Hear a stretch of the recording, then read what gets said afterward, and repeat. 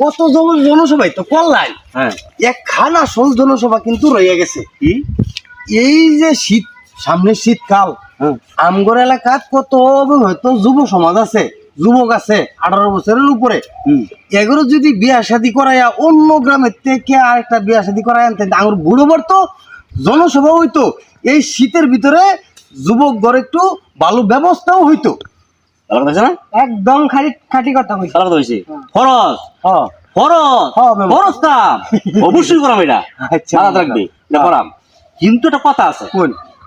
মনে করো এই বুড়ের লুবে, হ্যাঁ মনে করো আমার গ্রামের একটা ছেলে বিয়া করলো, একটা বুট বাড়লো, হ্যাঁ ঠিক আছে না? বাড়লো।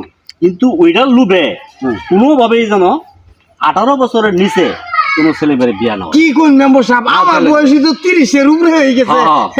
তুই বিয়া অটক না হল। হেরে তো করাই আমি, হেরে তো করাই আমি। আরেকটা করবার তা। খেয়াল রাখবি, ঠিক আছে? বাল্য বিবাহ যেন না হয়। হইতো না মেম্বার সাহেব, হইতো না। কি হয় না মনে রাখিস, আয়। ওই এই শীতের ভিতরে করাম। কত লোকজন হ্যাঁ, করাম, করাম। 25-30 পার হয়ে যাইতেছে গা। করাও করাই আমায়। এই, হ্যাঁ, মেম্বার সাহেব কি বিয়ার আলাপ করলো না নিজের বুট ভাড়া গেলে করলো? ওই তো মেম্বার সাহেব তো জ্ঞানী মানুষ, সবটা মিশাই একটা গুড়া মারলো।